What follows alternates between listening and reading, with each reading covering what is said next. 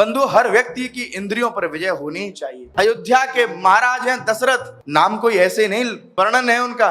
दशरथ 10 इंद्रियों पर चढ़कर जो बैठे हो, रथ पर बैठकर जो हो, उसी का नाम दशरथ है महाराज। इसलिए तो पहले के समय में जब नाम रखा जाता था तो कितना विचार किया जाता था। आजकल तो चिंटू, मिंटू, किंटू, पिंटू, ये सब उल्टे सीधे नाम। मैं एक बात साची कहूं, जिसके नाम का अर्थ नहीं पता, उसके जीवन के अर्थ का भी नहीं पता। इसलिए नाम भी बड़ा बुद्धि से रखना चाहिए। इंद्रियों पर विजय प्राप्त कर लेना चाहिए। हर इंद्रिय पिपासु है। आंख बढ़िया देखना चाहती है, कान बढ़िया सुनना चाहते हैं, जुवा तरह तरह के रसों का भक्षण करना चाहती है। चर बचस लोई अभच भोज्र आम्रतित कट कसाय मधुर, सुंदर सुंदर पकवान जुवा को मिलते रहे, आनंदित होती रहेगी। कान को बढ़िया बढ़िया सुनाते रहिए, मस्त रहेंगे कान। कथा में गए, कथा में बैठ कर अगर किसी साहित्य को सुना, स्वाभाविक है निद्रा आ जाती है, कोई सुनना नहीं चाहता। आजकल तो सुनना यही चाहते हैं, क्या?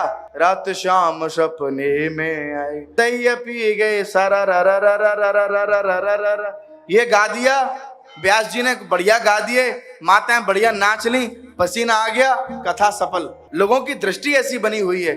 बंधु, मैं थोड़ा अलग व्यक्ति हूँ, मेरा मन इस प्रकार का नहीं है।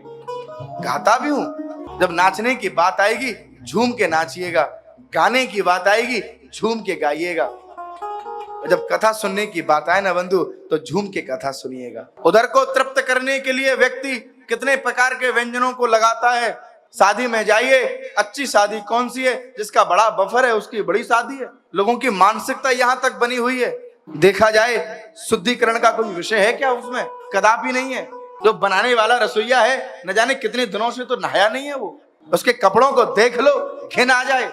उसके मुंह की तरफ देखो तो दुर्गंध आ रही होती है, उसके मुख में गुटखा लगी होती है। थोड़ी थोड़ी देर बाद जाके वो स्मोकिंग करके आता है, ना हाथ धो रहा है, कब से नहाया नहीं है, लगा दिया बुफे। पाइए, व्यक्ति तरह तरह के व्यंजन लगा देता है। हमारो एक ब्रजवासी कहवे, महाराज ये तो वही हाल है कि बड़ी भारी दुकान है और बस मिठाई तो गोबर की है और चांदी का वर्क लगा दिया। बंधु, आहार की शुद्धि होना जीवन में बड़ा अनिवार्य है, तभी इंद्रियों पर विजय प्राप्त होगी। सुखदेव जी ने कहा, परीक्षित, अगर इंद्रियों पर विजय प्राप्त करना है ना, तो सबसे पहले आहार पर विजय प्राप्त करिएगा। जिसका आहार शुद्ध है उसके विचार शुद्ध होंगे। मैं साची बात कहूं, कभी भी घर में कोई आयोजन हो ना, तो सबसे पहले व्यक्ति को विचार करना चाहिए कि घर में जो रसोई बनाने वाला व्यक्ति है वो कैसा है। भोजन बनाने वाला व्यक्ति सबसे पहली बात तो शुद्ध होना चाहिए, पवित्र होना चाहिए। शरीर से ही नहीं, अंतःकरण से भी पवित्र होना चाहिए। उसका व्यवहार भी पवित्र होना चाहिए, उसका आचरण भी पवित्र होना चाहिए। और खिलाने वाला व्यक्ति हमेशा संतुष्ट होना चाहिए, उदार हृदय वाला होना चाहिए। किसी रसोईया को लगा दो बार बार, देखो गुप्ता जी, ये जो आपके वो आए हैं ना, देखो 8 मालपुआ खा गए। अरे बाबरे, वो खा गए, उनका पेट गुप्ता जी खिला रहे, तेरे पेट में काहे को दर्द हो रहा? देखो तो सही, इतनी सब्जी, इतनी पूड़ी कचौड़ी, इतनी बेड़ई, इतने इमरती, इतने मालपुआ, इतने रसगुल्ला।